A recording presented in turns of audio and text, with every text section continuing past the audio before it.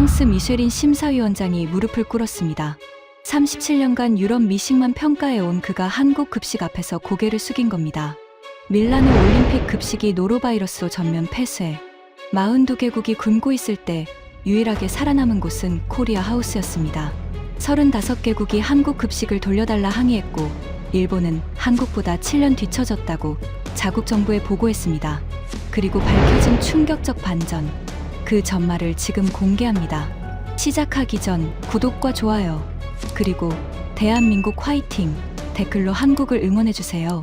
저는 장 피에르 뒤발, 미쉐린 가이드 유럽 총괄 심사위원장입니다. 37년간 세계 최고의 레스토랑만 평가해왔습니다. 파리르 꼬르동 블레를 수석으로 졸업하고 미쉐린 3스타 레스토랑에서 10년간 헤드 셰프를 지낸 뒤 미쉐린 심사 역사상 최연소 총괄위원장에 올랐죠. 그런 제가 올림픽 구내식당을 심사하러 가고 있었습니다. 파리 샤를 드골 공항에서 밀라노행 비행기에 올랐을 때 저는 솔직히 기분이 좋지 않았습니다. 아니, 정확히 말하면 모욕감에 가까웠어요. 미쉐린 심사위원장이 구내식당을 평가하러 가다니. 이건 미쉐린의 품격에 맞지 않는 일이었거든요.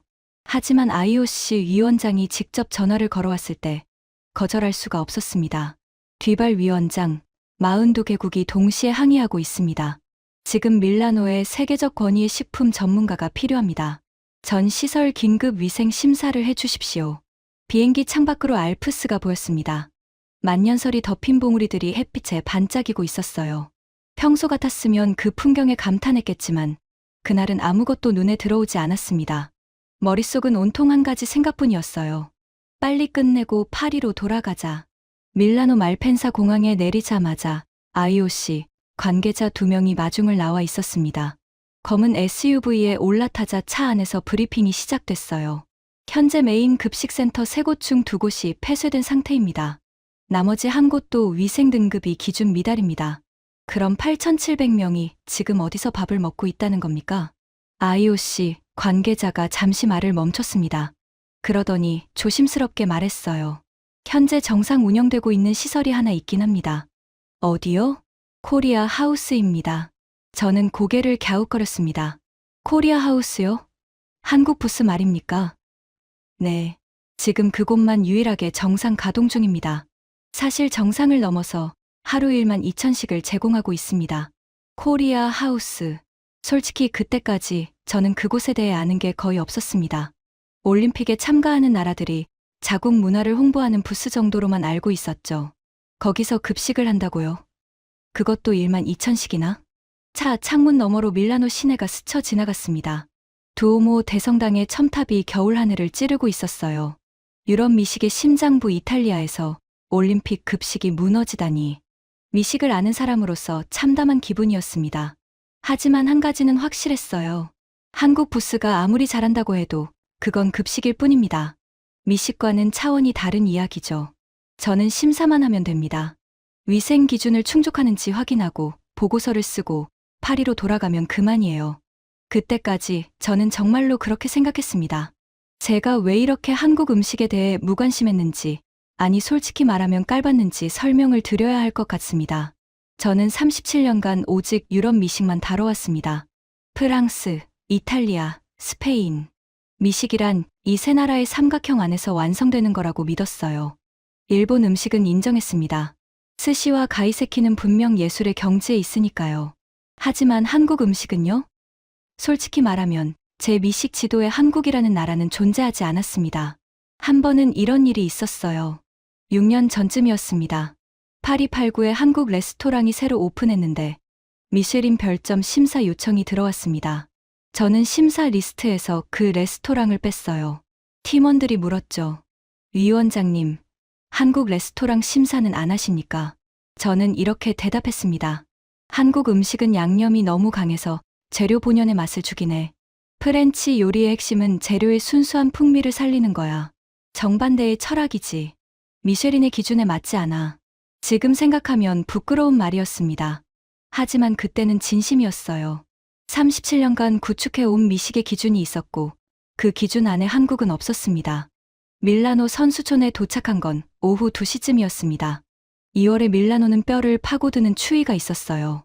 코트깃을 세우고 차에서 내리는데 선수촌 입구부터 분위기가 심상치 않았습니다. 어디를 봐도 음식 배달 차량이 보이지 않았습니다. 식당 건물 앞에는 노란 출입 금지 테이프가 둘러져 있었고 방역복을 입은 사람들이 분주하게 움직이고 있었어요. 공기 중에 소독약 냄새가 진하게 퍼져 있었습니다. 그때 누군가 저를 향해 다가왔습니다. 뒤발 위원장님이시죠? 저는 카를로 비앙키입니다. 밀라노 조직위원회 급식 총괄 디렉터를 맡고 있습니다. 카를로 비앙키. 50대 중반으로 보이는 남자였습니다. 양복은 고급이었지만 넥타이가 삐뚤어져 있었고 이마에 땀이 맺혀 있었어요. 눈 밑에는 검은 그림자가 짙게 내려앉아 있었죠. 며칠째 제대로 못 잤다는 게 한눈에 보였습니다. 비앙키 디렉터, 상황이 어떻습니까? 카를로가 긴 한숨을 내쉬었습니다. 솔직히 말씀드리면 재앙입니다. 메인 급식센터 3곳 중 2곳이 완전히 폐쇄됐고 나머지 한 곳도 오늘 중으로 폐쇄될 가능성이 높습니다. 370명이 감염됐다고 들었는데 맞습니까? 카를로의 얼굴이 더 어두워졌습니다. 아침 기준 370명이었는데 지금은 430명을 넘었습니다. 시간이 갈수록 늘고 있어요. 숫자가 빠르게 올라가고 있었습니다. 저는 속으로 혀를 찼어요. 이탈리아가 미식의 나라라는 자부심을 갖고 있는 나라인데 올림픽 급식에서 이런 사고가 나다니. 카를로가 저를 식당 건물 안으로 안내했습니다. 폐쇄된 급식센터의 주방을 직접 보는 순간 저는 눈을 의심했습니다. 냉장고 문이 열려 있었고 바닥에 물이 고여 있었어요. 식재료 보관 온도계가 섭씨 12도를 가리키고 있었습니다. 냉장 보관 기준 온도는 섭씨 4도 이하입니다. 3배나 높았어요. 이건 위생의 문제가 아니라 관리의 문제입니다. 저는 직접적으로 말했습니다. 카를로가 움찔했어요. 하지만 다음 순간 그가 예상치 못한 말을 꺼냈습니다. 뒤발 위원장님, 사실 문제가 하나 더 있습니다. 뭡니까? 코리아 하우스 말입니다. 코리아 하우스가 왜요? 거기는 정상 운영 중이라면서요. 카를로가 목소리를 낮췄습니다. 그게 문제예요. 우리 급식센터가 전부 문을 닫았는데 한국 부스만 멀쩡하게 돌아가고 있으니까요. 42개국 선수단이 전부 한국 부스로 몰리고 있습니다. 줄이 1km가 넘어요. 그게 왜 문제입니까? 선수들이 밥을 먹을 곳이 생겼으니 다행 아닙니까? 카를로가 고개를 저었습니다. 아닙니다. 위원장님, 이건 이탈리아의 체면 문제입니다. 개최국 급식이 무너지고 참가국 부스가 전체를 먹여 살리고 있다는 게 언론에 나가면 어떻게 됩니까? 이탈리아 조직위가 무능하다는 소리를 듣게 됩니다. 저는 그 순간 카를로의 눈을 봤습니다. 선수들의 건강이 아니라 이탈리아의 체면을 걱정하고 있었어요. 약간의 불쾌감이 올라왔지만 솔직히 그때는 저도 크게 다르지 않았습니다. 유럽인으로서 아시아 한 나라의 부스가 올림픽 전체 급식을 대신한다는 건 좀 민망한 그림이었으니까요. 그래서 제가 뭘 하면 됩니까? 카를로가 서류 봉투 하나를 건넸습니다. 한국 부스를 포함해서 전 시설 위생 심사를 해주십시오. 가장 엄격한 기준으로요. 미쉐린 기준이면 더 좋겠습니다. 서류를 펼쳐보니 한국 코리아 하우스의 시설 현황이 적혀 있었습니다. 조리장 면적, 장비 목록, 일일 제공량. 숫자들을 훑어보다가 한 가지가 눈에 걸렸어요. 일일 제공량 12,000식. 이건 웬만한 대형 호텔 연회장보다 많은 양이었습니다. 하루에 12,000명분의 음식을 만들면서 위생을 유지한다고요? 미쉐린 3스타 레스토랑도 하루 200명 정도 소화하는 게 전부입니다. 12,000이라니 애초에 말이 되지 않았어요. 코리아 하우스부터 심사합시다. 하루 12,000식이라는 건 물리적으로 위생관리가 불가능한 숫자입니다. 분명 허점이 있을 겁니다. 카를로의 입꼬리가 미세하게 올라갔습니다. 아마 그가 원하던 대답이었을 거예요. 다음 날 아침 9시, 저는 IOC 관계자 2명과 이탈리아 보건, 당국 직원 1명을 대동하고 코리아 하우스로 향했습니다. 선수촌 동쪽 끝에 위치한 건물이었어요. 차로 5분 거리였는데 3분쯤 달렸을 때 차가 멈춰섰습니다. 무슨 일이죠? 운전기사가 당황한 표정으로 말했습니다. 앞에 사람이 너무 많습니다. 차가 더 이상 못 나갑니다. 창밖을 내다보고 저는 눈을 의심했습니다. 사람들이 줄을 서고 있었습니다. 그런데 그 줄의 끝이 보이지 않았어요. 선수복을 입은 사람, 올림픽 관계자 배지를 단 사람, 자원봉사자 조끼를 입은 사람, 국적도 인종도 제각각인 사람들이 질서정연하게 한 줄로 서 있었습니다. 차에서 내려 걸었습니다. 줄을 따라 걸었어요. 100m, 200m, 500m. 줄이 끝나지 않았습니다. 발걸음을 빨리 했습니다. 800m, 1km. 결국 줄의 끝을 찾았을 때 만보기 앱을 확인했습니다. 1.5km. 영하 3도의 한겨울에 1.5km를 줄 서서 기다리는 사람들이 있었습니다. 이 사람들이 전부 한국 음식을 먹으려고 기다리는 겁니까?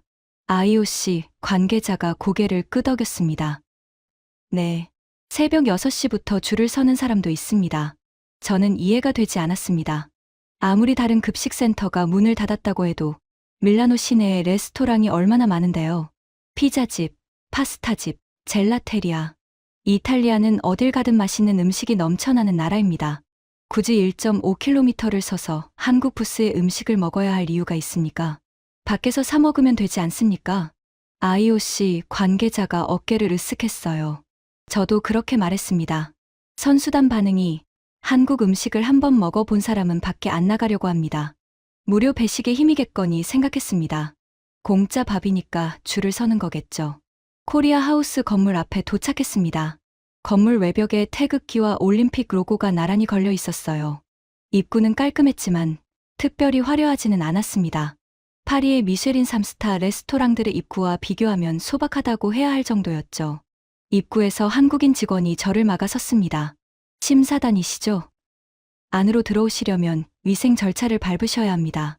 그 직원이 내민 건 위생 가운, 위생 모자, 신발 커버, 그리고 장갑이었습니다. 저는 어이가 없었습니다. 저는 미쉐린 심사위원장입니다. 전 세계 최고급 레스토랑 주방을 37년간 드나들었어요. 이런 걸 입어본 적이 없습니다. 한국인 직원은 표정 하나 바뀌지 않았습니다.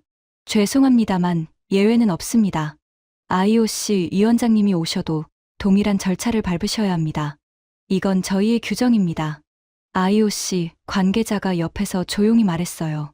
뒤발 위원장님, 여기는 원래 그렇다고 합니다. 이전에 IOC 부위원장이 왔을 때도 똑같이 했다더군요. 한 번도 겪어보지 못한 일이었습니다. 미쉐린 심사위원장에게 이런 복장을 요구하는 레스토랑은 세계 어디에도 없었어요. 파리의 최고급 레스토랑에서도 저를 보면 주방 문을 활짝 열어주는데 여기서는 위생 가운을 입으라니 자존심이 상했습니다. 하지만 거부할 명분이 없었어요. 위생 심사를 하러 온 사람이 위생 규정을 안 따를 수는 없으니까요. 마지못해 가운을 입고 모자를 쓰고 장갑까지 꼈습니다.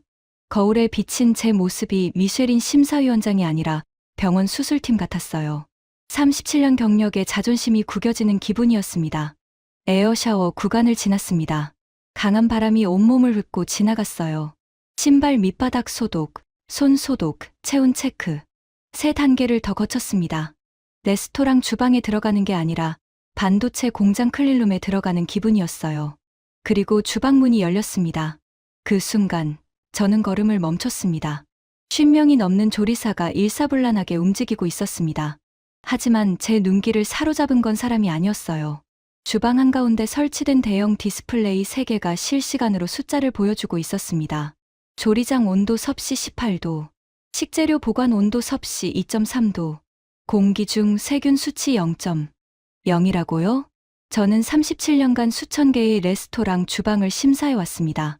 세균 수치 0을 본 적은 단 한 번도 없었습니다. 미쉐린 3스타 레스토랑도 아닙니다. 파리 최고급 호텔 주방도 아닙니다. 세균 수치 0은 이론적으로 가능하지만 실제 조리 환경에서는 달성이 불가능한 숫자입니다. 저 수치가 맞습니까? IOC 관계자가 대답했어요. 어제 IOC 자체 검사에서도 동일한 결과가 나왔습니다. 측정 오류일 수 있습니다. 다시 측정해 주십시오. 저는 직접 가져온 휴대용 세균 측정기를 꺼냈습니다. 조리대 위, 도마 표면, 칼날, 싱크대 배수구. 미쉐린 심사에서 가장 까다롭게 보는 4곳을 직접 채취했어요. 3분 뒤 결과가 나왔습니다. 전부 0이었습니다. 손이 미세하게 떨렸습니다. 이건 제 37년 심사 역사에서 한 번도 본 적 없는 결과였어요. 바로 그때 주방 안쪽에서 익숙한 언어가 들렸습니다. 이탈리아어였어요. 야, 이거 정말 맛있다. 한 그릇만 더 줘. 고개를 돌려보니 주방 뒷문 근처 작은 테이블에 3사람이 앉아 있었습니다. 라면 그릇을 앞에 놓고 후루룩 소리를 내며 먹고 있었어요. 하얀 셰프 코트를 입고 있었는데 가슴 쪽에 수놓인 마크가 눈에 들어왔습니다. 미쉐린 3스타. 이탈리아 미쉐린 3스타 레스토랑의 셰프 3명이 한국 라면을 먹고 있었습니다. 저와 눈이 마주치자 세 사람 모두 젓가락을 놓고 일어섰어요. 얼굴이 빨갛게 달아올라 있었습니다. 뒤발 위원장님. 이건 그러니까 연구 차원에서. 저는 아무 말도 하지 않았습니다. 다만 그 라면 그릇에서 올라오는 김이 유난히 뜨거웠던 것만 기억합니다. 매콤하면서도 깊은 국물 냄새가 코끝을 자극했어요. 3스타 셰프들이 먹는 음식이라 저는 세균 측정기를 가방에 넣으며 중얼거렸습니다. 내일 블라인드 테이스팅을 하겠습니다. 8개국 급식 시설 전부 포함해서요. 그날 밤 호텔 방에 누워 천장을 바라봤습니다. 세균 수치 0이라는 숫자가 머릿속을 떠나지 않았어요. 그리고 라면을 먹던 3스타 셰프들의 얼굴도 뭔가 제가 모르는 것이 있다는 느낌, 37년간의 확신에 처음으로 금이 가는 듯한 느낌이 들었습니다. 하지만 아직은 인정하고 싶지 않았어요. 그건 급식일 뿐이니까. 미식과는 다른 세계니까. 그때까지 저는 아직 몰랐습니다. 다음 날 벌어질 일이 제 37년 커리어를 송두리째 뒤흔들게 될 거라는 것을.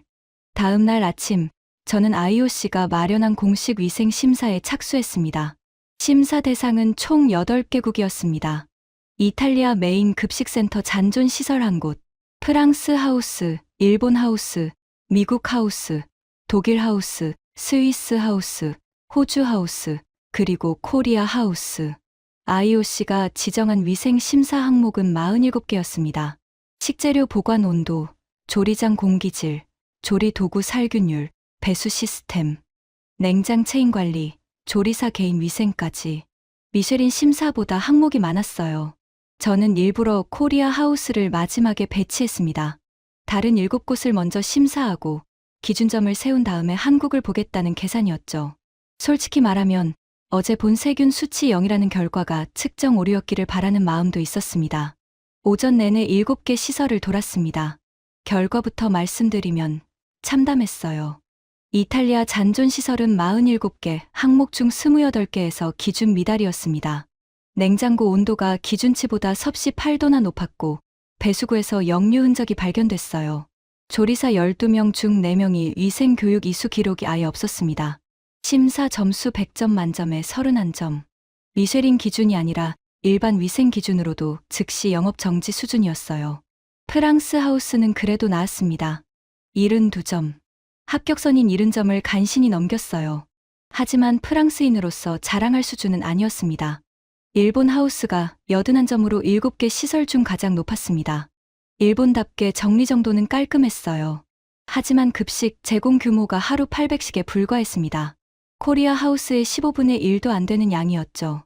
나머지는 독일 76점, 스위스 74점, 미국 68점, 호주 65점이었습니다.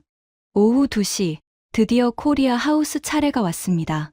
어제와 동일한 위생 절차를 밟았습니다. 에어 샤워, 가운, 모자, 장갑, 신발 커버. 어제는 자존심이 상했는데 오늘은 달랐어요. 아침 내내 다른 시설들의 처참한 위생 상태를 보고 온 터라 이 정도 절차가 오히려 당연하다는 생각이 들었거든요. 주방에 들어서는 순간 어제와 똑같은 광경이 펼쳐졌습니다. 실시간 모니터에 표시된 세균 수치 0점, 조리장 온도 섭씨 18도, 습도 45%. 모든 숫자가 어제와 거의 동일했어요. 하지만 오늘은 어제보다 더 꼼꼼하게 봤습니다. 미쉐린 심사관의 눈으로요. 먼저 식재료 입고 과정을 관찰했습니다. 트럭에서 식재료가 내려오는 순간부터 카메라가 추적하고 있었어요. 채소 한 박스가 입고되면 자동 스캐너가 온도를 측정하고 잔류 농약을 검사하고 원산지 코드를 인식해서 데이터베이스에 저장했습니다. 사람의 손이 닿기도 전에 3단계 검증이 끝나는 겁니다. 이 시스템은 뭡니까? 옆에 서 있던 한국인 직원이 대답했어요. 스마트 식재료 추적 시스템입니다. 산지에서 조리장까지 전 과정이 실시간으로 기록됩니다.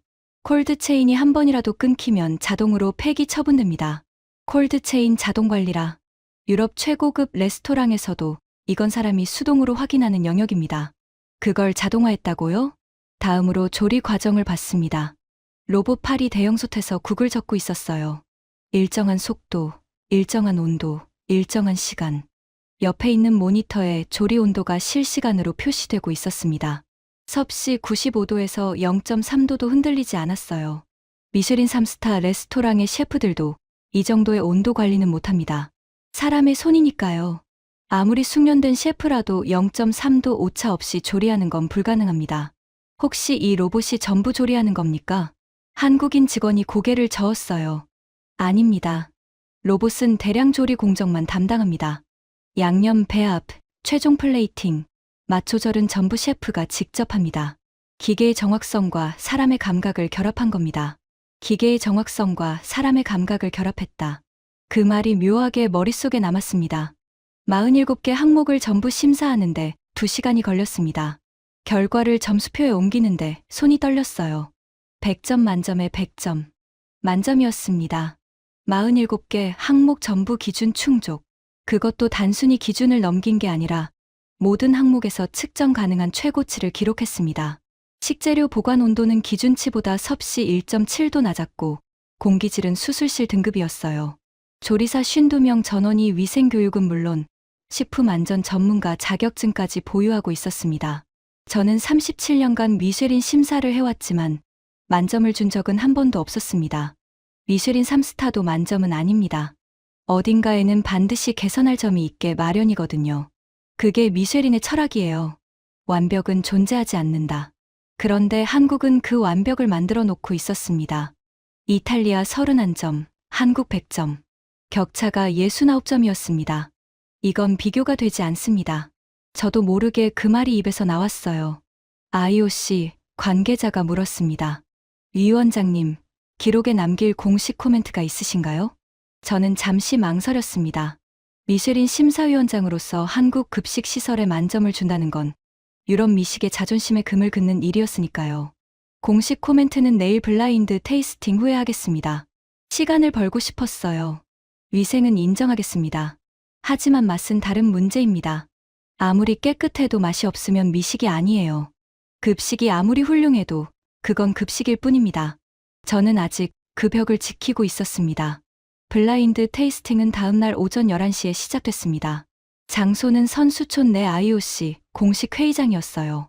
8개국 급식 시설에서 대표 메뉴 3종씩 총 24개의 접시가 준비됐습니다.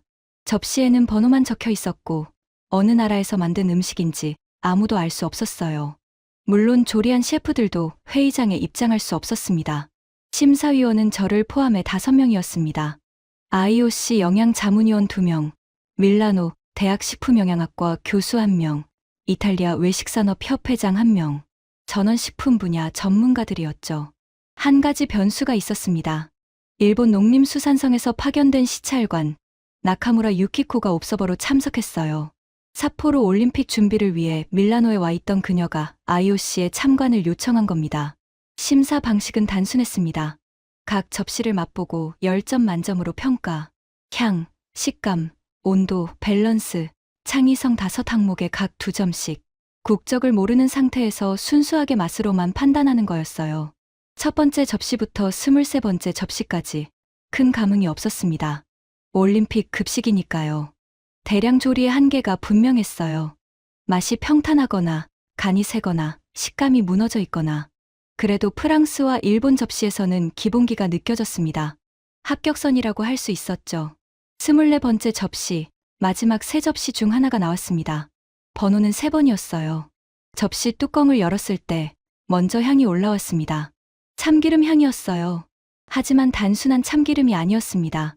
그 밑에 간장의 깊은 감칠맛, 볶은 채소의 달콤한 캐러멜화, 그리고 가장 밑바닥에서 올라오는 고춧가루의 은은한 매운 향. 4개의 향이 층을 이루고 있었어요. 이건 뭐지? 한 숟갈을 떴습니다.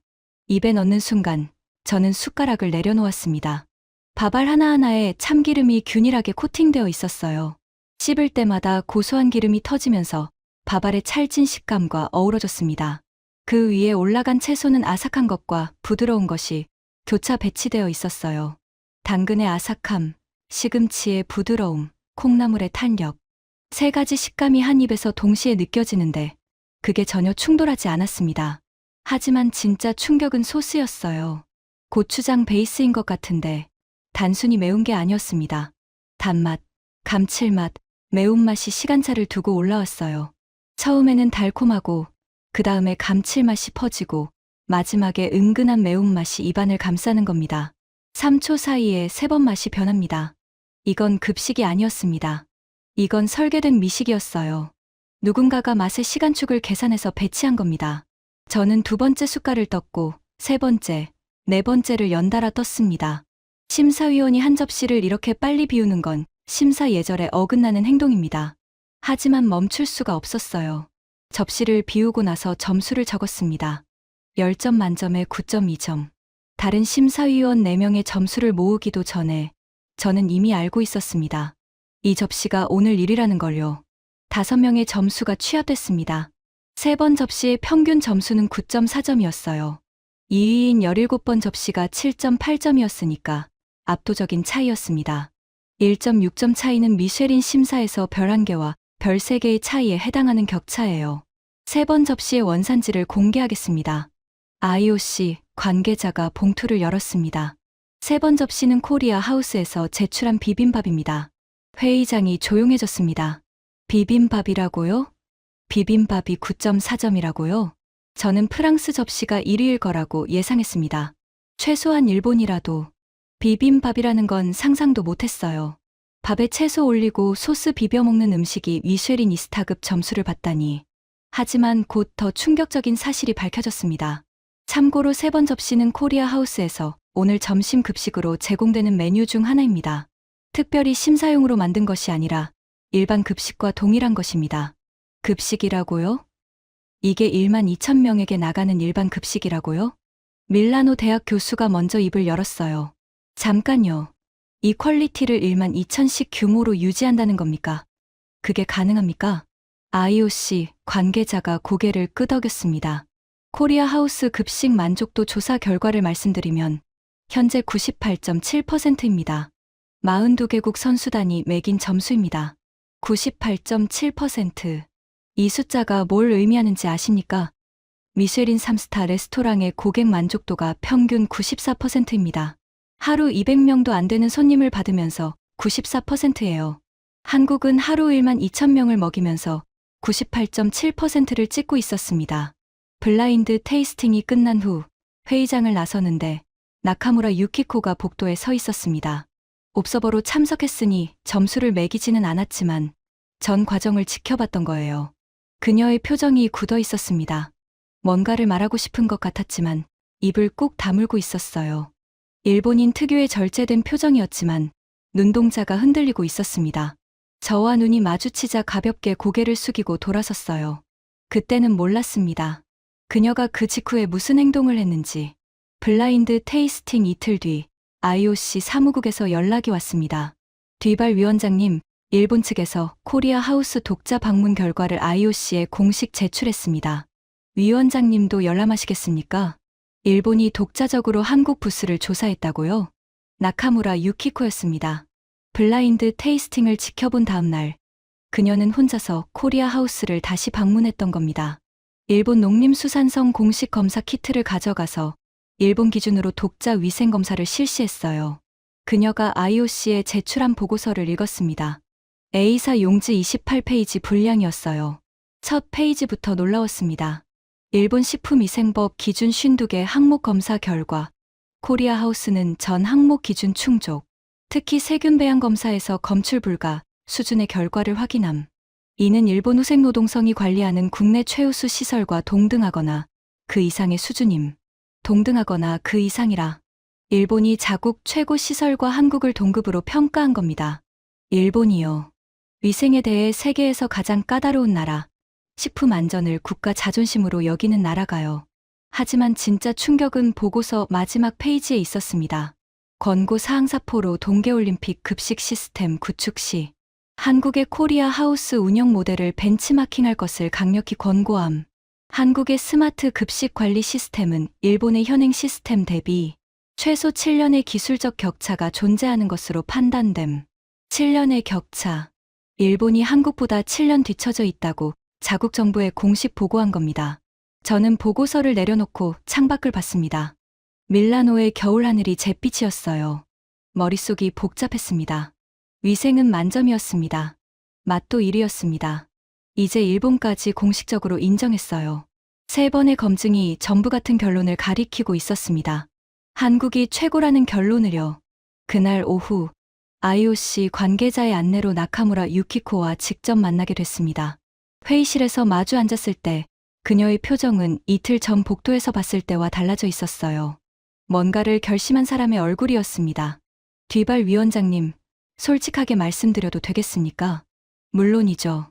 저는 일본 농림수산성에서 15년간 식품 안전을 담당해 왔습니다. 일본의 식품 위생이 세계 최고라고 믿어왔어요. 실제로 그랬고요. 그녀가 잠시 말을 멈추고 물을 한 모금 마셨습니다. 하지만 코리아 하우스를 직접 보고 제 손으로 검사하고 나서 깨달았습니다. 일본은 위생을 사람의 정성과 규율에 의존합니다. 한국은 시스템에 의존해요.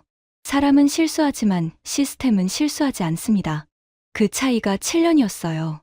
사람은 실수하지만 시스템은 실수하지 않는다. 그 말이 가슴에 꽂혔습니다. 나카무라 씨, 그 보고서를 일본 정부에 올리면 어떻게 됩니까? 아마 저는 좋은 소리를 듣지 못할 겁니다. 일본이 한국보다 7년 뒤처졌다는 보고서를 올리는 거니까요. 하지만 사실을 숨기면 삿포로 올림픽에서 밀라노와 같은 일이 벌어집니다. 그건 더 큰 수치예요. 나카무라의 눈이 단단했습니다. 자국의 자존심보다 사실을 택한 거였어요. 저는 그 순간 이 사람을 존경하게 됐습니다. 삿포로 올림픽에 한국 시스템을 도입할 겁니까? 나카무라가 고개를 끄덕였습니다. 이미 도쿄 본부에 보고했습니다. 한국 급식 컨소시엄에 공식 접촉하라는 지시를 내렸어요. 일본이 한국에 먼저 손을 내밀었습니다. 저는 숨을 깊게 들이켰어요. 위생도, 맛도, 이제 일본까지. 3번째 벽이 무너졌습니다. 하지만 프랑스인의 자존심은 아직 한 가닥 남아 있었어요. 그건 급식이다. 아무리 훌륭해도 급식은 미식이 아니다. 그 마지막 벽이 무너지는 건 시간 문제였습니다. 저만 아직 그걸 몰랐을 뿐이에요.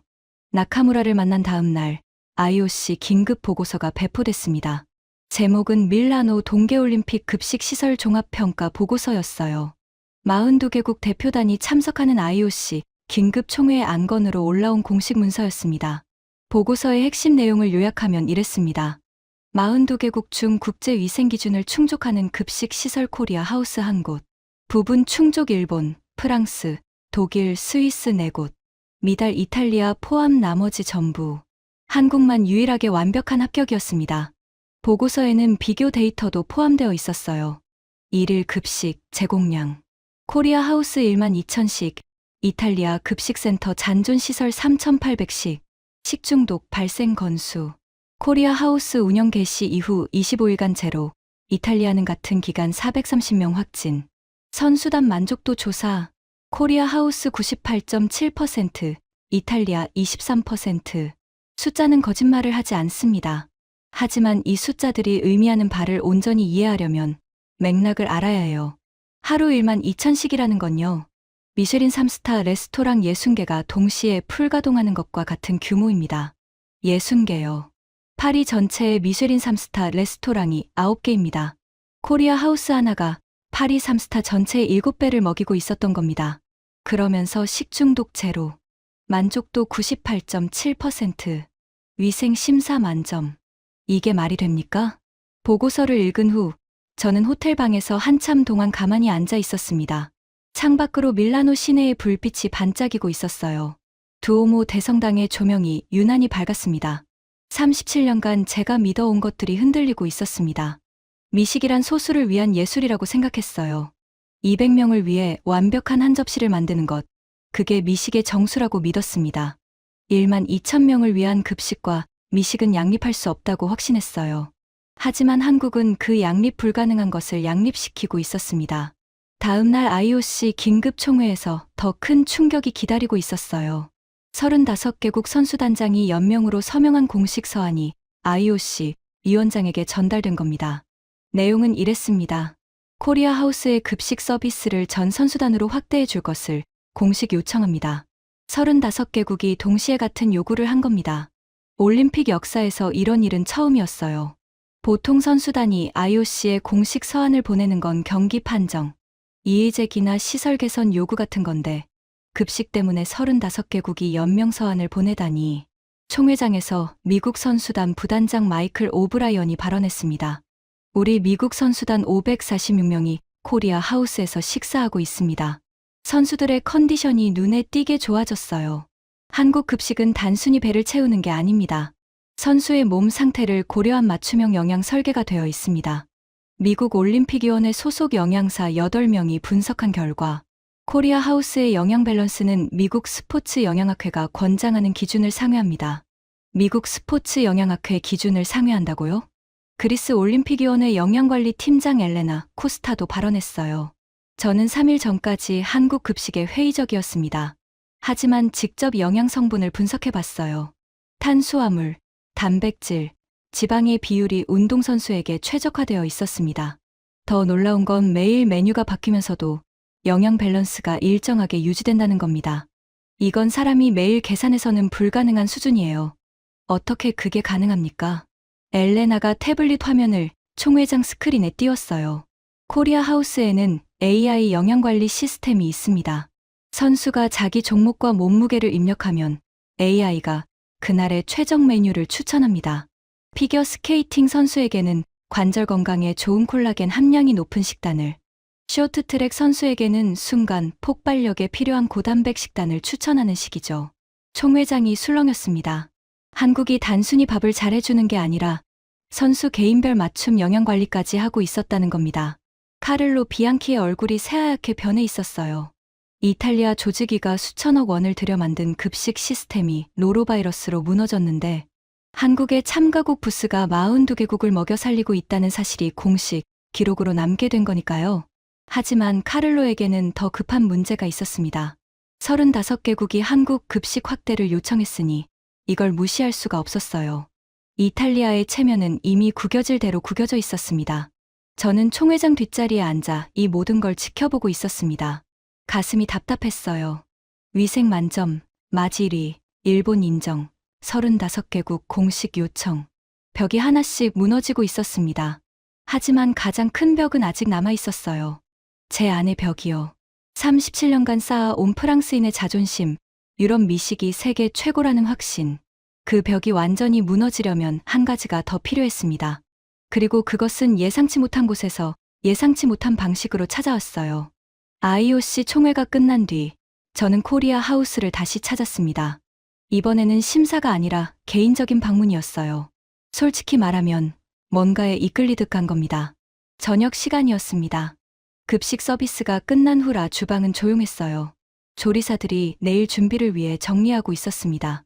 위생 가운을 입고 들어가니 한국인 직원이 알아봤어요. 아, 뒤발 위원장님. 오늘은 심사가 아니시죠? 그냥 한번 와봤습니다. 그때 주방 안쪽에서 한 사람이 걸어 나왔습니다. 50대 후반의 남자였어요. CF 코트가 아닌 정장을 입고 있었는데 넥타이를 풀어헤치고 소매를 걷어 올린 모습이었습니다. 얼굴에 피로가 역력했지만 눈빛만은 또렷했어요. 뒤발 위원장님이시죠? 저는 김도연입니다. 코리아 하우스 현장 총괄을 맡고 있습니다. 김도연 본부장. IOC 서류에서 이름은 봤지만 직접 만나는 건 처음이었어요. 그 사람에 대해 아는 건 별로 없었습니다. CJ 출신이라는 것, 한국 급식 업계에서 30년 넘게 일했다는 것 정도. 김 본부장, 시간이 되면 잠깐 이야기할 수 있겠습니까? 물론이죠. 주방 옆 작은 사무실로 이동했습니다. 김 본부장이 커피를 내려줬어요. 한국식 인스턴트 커피였는데 향이 의외로 괜찮았습니다. 저는 며칠간 마음에 담아둔 질문을 꺼냈어요. 솔직히 여쭤보겠습니다. 한국의 급식 시스템은 도대체 어디서 온 겁니까? 이건 하루아침에 만들어진 게 아닙니다. 하루 1만 2천식을 위생 만점으로 운영하면서 막까지 잡는 건 수십 년의 축적 없이는 불가능한 일이에요. 김 본부장이 미소를 지었습니다. 하지만 그 미소에 약간의 슬픔이 묻어 있었어요. 위원장님, 혹시 르 무리스라는 레스토랑을 아십니까? 심장이 한번 크게 뛰었습니다. 르 무리스. 파리 1구에 있는 초호화 호텔 레스토랑이에요. 미쉐린 3스타. 그리고 제 아버지가 총주방장을 지낸 곳이기도 합니다. 압니다. 잘 알고 있습니다. 그곳에 한국인 조리사가 있었다는 사실도 아십니까? 숨이 멈추는 것 같았습니다. 뭐라고요? 김 본부장이 서류 캐비닛에서 오래된 사진 한 장을 꺼냈어요. 흑백에 가까운 빛바랜 사진이었습니다. 거대한 주방 안에 20명쯤 되는 셰프들이 줄지어 서 있었어요. 하얀 셰프 모자, 하얀 코트, 프랑스 요리의 황금기를 찍은 사진이었습니다. 이 사진, 어디서 구하셨습니까? 저희 회사 연구소에 보관되어 있던 겁니다. 김 본부장이 사진의 한 지점을 손가락으로 가리켰어요. 맨 뒷줄 오른쪽 끝에 동양인 얼굴이 하나 있었습니다. 다른 셰프들보다 키가 작았지만 자세만큼은 꼿꼿했어요. 이분이 박종태 셰프입니다. 37년 전 르 무리스에서 수석 조리사로 근무했습니다. 37년 전이라면 아버지가 총주방장이던 시절이었습니다. 김 본부장이 사진의 다른 지점을 가리켰어요. 맨 앞줄 가운데 가장 큰 모자를 쓴 사람. 이분이 당시 총주방장이셨죠? 제 아버지였습니다. 젊은 시절의 아버지, 피에르 뒤발, 르 무리스의 전설적인 총주방장. 손이 떨렸습니다. 사진을 들고 있기 힘들었어요. 이 박종태라는 분이 왜 그 사진에 있는 겁니까? 김 본부장이 천천히 말했습니다. 박종태 셰프는 한국에서 요리를 배운 뒤 프랑스로 건너간 분입니다. 르 무리스에서 3년간 일했어요. 한국인으로서는 처음으로 프랑스 최고급 레스토랑에서 수석 조리사까지 오른 분이죠. 하지만 결국 그곳을 떠나야 했습니다. 왜요? 총주방장이 해고했습니다. 공기가 얼어붙었습니다. 총주방장. 그건 제 아버지였어요. 이유가 뭐였습니까? 김 본부장이 잠시 멈췄습니다. 그러더니 조심스럽게 입을 열었어요. 당시 기록에 따르면 박 셰프가 주방에 새로운 위생관리 체계를 제안했다고 합니다. 식재료별 온도 관리표, 조리 도구 소독 주기 체계와 교차 오염 방지 동선 설계. 지금으로 치면 HACCP의 초기 개념에 가까운 것이었어요.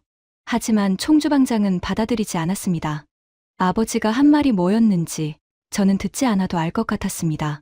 제가 6년 전에 한국 레스토랑 심사를 거부하면서 했던 말과 비슷했을 거예요. 아시아인은 프랑스 요리를 이해하지 못한다.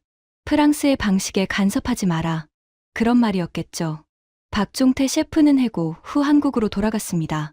김 본부장의 목소리가 조금 높아졌어요. 하지만 그분은 포기하지 않았어요.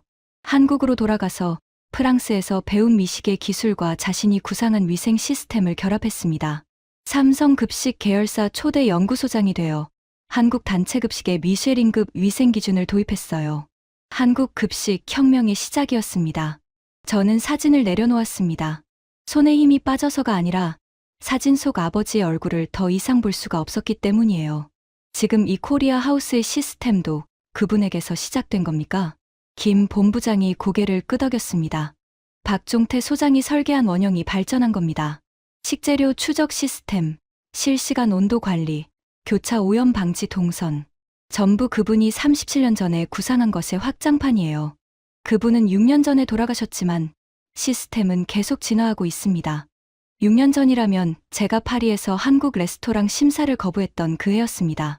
눈앞이 흐려졌어요. 커피잔을 잡고 있던 손에 힘이 들어갔습니다. 아버지가 내쫓은 한국인 요리사. 그 사람이 한국으로 돌아가서 급식혁명을 일으켰고 37년이 지난 지금 그 시스템이 올림픽에서 42개국을 먹여 살리고 있다. 그리고 그 아들인 저는 아버지와 똑같이 한국 음식을 무시하고 있었다. 37년이라는 시간이 원을 그리며 돌아온 거였습니다. 저는 한참 동안 말을 잇지 못했습니다. 김 본부장이 조용히 기다려줬어요. 주방에서 들려오는 칼 가는 소리가 유난히 크게 들렸습니다. 내일을 준비하는 소리. 매일 1만 2천 명을 먹이기 위해 쉬지 않는 사람들의 소리. 김 본부장. 네. 프랑스가 버린 사람이 한국에서 혁명을 만들었습니다. 김 본부장이 고개를 살짝 저었어요. 버렸다고 생각하지 않습니다. 박 소장님은 돌아가시기 전까지 프랑스에 감사하다고 말씀하셨어요. 르 무리스에서의 3년이 없었으면 미식이 뭔지 몰랐을 거라고. 다만 그분은 미식을 소수가 아닌 다수에게 나눠주고 싶었던 겁니다. 그게 유일한 차이였어요. 미식을 다수에게 나눠주고 싶었다. 그 말이 가슴을 관통했습니다. 200명을 위한 완벽한 접시. 그것이 미식이라고 저는 37년간 믿어왔습니다. 하지만 박종태라는 사람은 1만 2천 명을 위한 완벽한 접시를 꿈꿨어요. 그리고 그의 후배들이 그 꿈을 시연해 놓고 있었습니다. 호텔로 돌아오는 길, 밀라노의 밤거리가 흐릿하게 보였습니다. 눈이 젖어 있었어요. 추워서가 아니었습니다. 그날 밤 아버지에게 전화를 걸었습니다. 파리에서 은퇴 생활을 하고 있는 87세의 아버지. 아버지, 르무리스에서 일하던 한국인 셰프 기억하세요? 전화기 너머로 긴 침묵이 흘렀습니다. 박이라는 친구 말이냐? 기억하고 있었습니다. 내가 내보냈지. 주방에서 이것저것 바꾸려고 해서. 프랑스 주방에서 아시아인이 나서는 게 꼴보기 싫었어. 아버지의 목소리에 후회가 묻어 있었어요. 37년이 지났지만 기억하고 있었던 겁니다. 아버지, 그 사람이 한국으로 돌아가서 뭘 했는지 아세요? 모르지. 한국 급식을 바꿔놓았어요. 아버지가 거부한 그 위생 시스템을 한국 전체에 퍼뜨린 거예요. 지금 밀라노 올림픽에서 42개국이 한국 급식을 먹고 있습니다. 그 시스템의 출발점이 바로 그 사람이에요. 전화기 너머로 아버지의 거친 숨소리가 들렸습니다. 한참 후에야 아버지가 말했어요. 그 친구가 옳았구나. 저는 전화를 끊고 침대에 앉았습니다. 창밖으로 밀라노의 야경이 보였어요. 불빛들이 번져 보였습니다. 37년간 쌓아 온 벽이 무너지고 있었습니다. 위생이 만점이라서가 아닙니다. 블라인드 테이스팅에서 1위라서가 아닙니다. 일본이 인정하고 35개국이 요청해서가 아닙니다. 아버지가 내쫓은 한 사람의 한국인 요리사가 37년간 꺾이지 않고 달려온 결과가 지금 이 밀라노에서 빛나고 있었기 때문입니다. 그리고 그 빛은 아버지와 제가 37년간 외면해 온 진실을 비추고 있었어요. 미식은 소수의 특권이 아니다. 모두를 위한 완벽함. 그것이 진짜 미식이다. 하지만 아직 끝이 아니었습니다. 다음 날 카를로 비앙키가 벌인 일은 제가 마지막까지 지키고 있던 프랑스인의 침묵마저 깨뜨리게 만들었으니까요. 다음 날 아침 밀라노 올림픽 역사에서 가장 황당한 사건이 벌어졌습니다. 카를로 비앙키가 IOC에 공식 요청서를 제출한 겁니다. 내용은 이랬어요. 코리아 하우스의 급식 인력과 시설을 이탈리아 조직위원회 산하로 편입할 것을 요청합니다. 올림픽 급식은 개최국의 책임이며 참가국 부스가 전체 급식을 대행하는 것은 올림픽 헌장 정신에 위배됩니다. 쉽게 말하면 한국이 만든 시스템을 이탈리아 이름으로 가져가겠다는 겁니다. 자기들이 망쳐놓고 한국이 살려놓으니까 그걸 빼앗겠다는 거예요. IOC 사무국이 술렁였습니다. 당연히 한국 측에 이 요청이 전달됐어요. 저는 그 소식을 듣고 분노가 치밀었습니다. 프랑스인으로서가 아니라 한 사람의 식품 전문가로서요. 카를로는 처음부터 한국을 프레임 씌우려 했고 위생 심사로 흠집을 내려 했고 그것도 안 되니까 이제는 통째로 삼키려 하고 있었습니다. 하지만 한국의 대응은 제가 예상한 것과 완전히 달랐어요. 김도연 본부장이 IOC에 전달한 답변은 단 한 줄이었습니다. 코리아 하우스를 자진 폐쇄하겠습니다. 자진 폐쇄라고요? 저는 귀를 의심했습니다. IOC 관계자도 나카무라도 마이클 오브라이언도 전부 같은 반응이었어요. 한국이 왜 스스로 문을 닫는다는 건지 이해가 되지 않았습니다. 김 본부장의 공식 성명이 발표됐어요. 코리아 하우스는 참가국 문화홍보 시설이지 올림픽 공식 급식 기관이 아닙니다. 개최국 조직위와 갈등을 일으키면서까지 운영을 이어갈 이유가 없습니다. 선수 여러분께는 진심으로 죄송합니다. 조용하고 담담한 성명이었어요. 분노도 없었고 항의도 없었습니다. 그냥 물러나겠다는 거였어요. 코리아 하우스 폐쇄 소식이 선수촌에 퍼지는데 30분도 걸리지 않았습니다. 그리고 그 30분 후 밀라노 올림픽 역사에 없던 일이 벌어졌어요. 미국 선수단 546명이 가장 먼저 움직였습니다. 마이클 오브라이언 부단장이 선두에 서서 IOC 본부 건물 앞으로 행진했어요.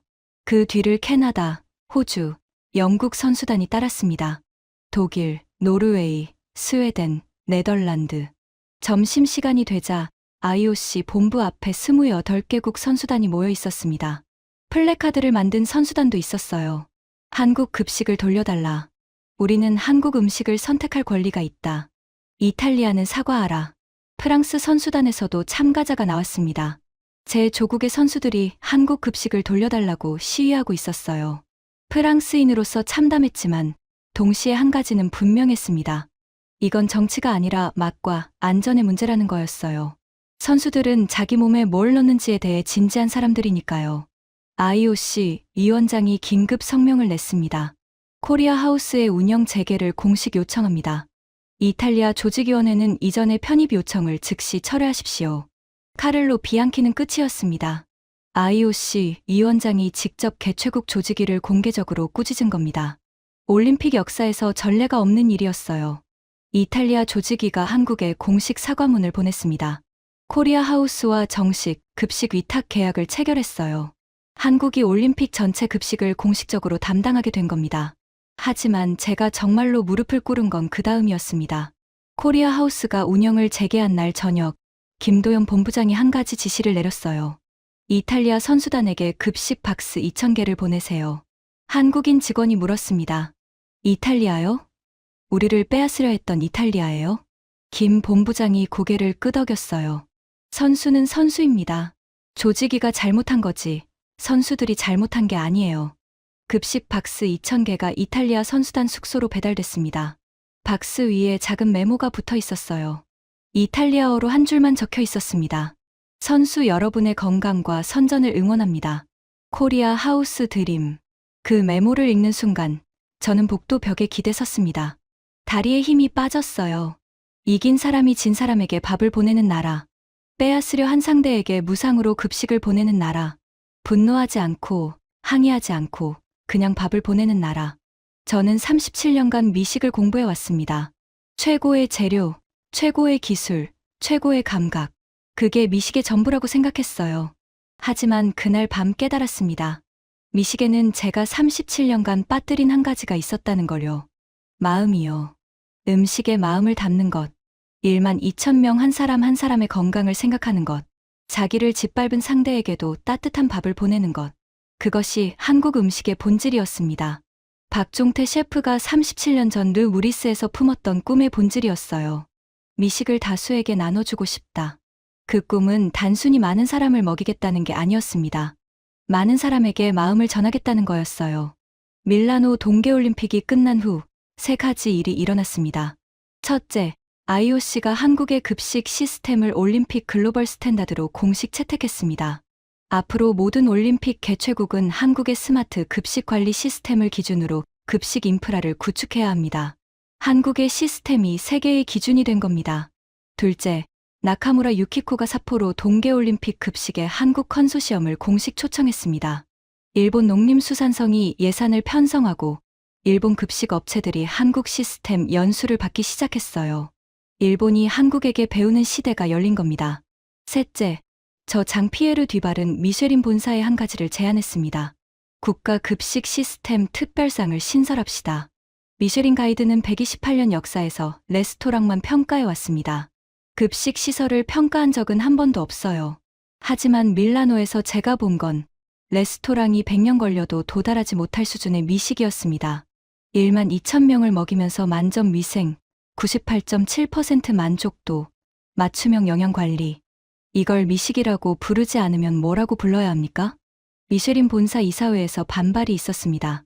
예상했어요. 미쉐린은 레스토랑을 평가하는 가이드입니다. 급식을 평가하면 브랜드 가치가 떨어집니다. 저는 이사들 앞에서 밀라노의 모든 데이터를 제시했습니다. 위생 점수, 블라인드 테이스팅 결과, 42개국의 반응, 일본의 보고서, 35개국 서한. 그리고 마지막으로 한 가지를 덧붙였어요. 128년 전 미쉐린 가이드가 처음 만들어졌을 때 여행자들에게 좋은 식당을 알려주기 위해서였습니다. 많은 사람이 좋은 음식을 먹을 수 있도록. 그게 미쉐린의 출발점이었어요. 한국은 그 정신을 가장 완벽하게 구현하고 있습니다. 표결이 이뤄졌습니다. 찬성 9반대 3점, 미쉐린 가이드 128년 역사상 처음으로 국가 급식 시스템 특별상이 신설됐어요. 첫 번째 수상국은 대한민국이었습니다. 수상 소식을 김도연 본부장에게 전화로 알렸을 때 그는 한참 동안 말이 없었습니다. 그러더니 이렇게 말했어요. 박종태 소장님이 들으시면 좋아하셨을 텐데. 저도 같은 생각이었습니다. 르 무리스에서 쫓겨난 한국인 요리사. 그가 37년 전에 품은 꿈. 미식을 소수의 것이 아닌 모두의 것으로 만들겠다는 꿈. 그 꿈이 37년 만에 미쉐린의 인정을 받은 겁니다. 아버지에게도 전화했습니다. 아버지, 미쉐린이 한국에 특별상을 줬어요. 아버지는 짧게 대답했어요. 당연하지. 87세 노인의 목소리가 떨리고 있었습니다. 지금 저는 매년 2번 서울을 방문합니다. 한국 급식 문화를 연구하기 위해서예요. 방문할 때마다 새로운 걸 발견합니다. 학교 급식에서 김치를 직접 담그는 아이들, 병원 급식에서 환자별 맞춤 식단을 설계하는 영양사들, 군대 급식에서도 미쉐린급 위생을 유지하는 시스템. 한국에는 밥심이라는 말이 있다고 합니다. 밥에서 나오는 힘이라는 뜻이래요. 저는 밀라노에서 그 밥심을 직접 목격했습니다. 42개국을 먹여 살린 힘, 적에게도 밥을 보내는 힘, 37년간 꺾이지 않는 힘. 37년간 저는 미식의 기준을 프랑스에서 찾았습니다. 화려한 접시 위의 예술, 소수만이 누릴 수 있는 감동. 그게 전부라고 믿었어요. 하지만 밀라노에서 깨달았습니다. 진짜 미식은 화려한 접시 위가 아니라 1만 2천 명의 건강을 지키는 시스템 속에 있었습니다. 3스타 레스토랑의 주방이 아니라 새벽 4시에 칼을 가는 급식 조리사들의 손끝에 있었어요. 미쉐린 별이 아니라 급식 박스에 붙인 작은 메모 한 줄에 있었습니다. 선수 여러분의 건강과 선전을 응원합니다. 그것이 미식이었습니다. 아니, 그것이 한국이었습니다. 지금까지 프랑스 미쉐린 심사위원장이 밀라노에서 경험한 충격적인 이야기였습니다. 한국의 급식이 세계의 기준이 될 수 있도록 이 이야기를 널리 공유해 주세요. 한 끼의 정성이 세계를 바꿉니다. 구독과 좋아요도 부탁드립니다. 지금까지 감동테라였습니다. 감사합니다.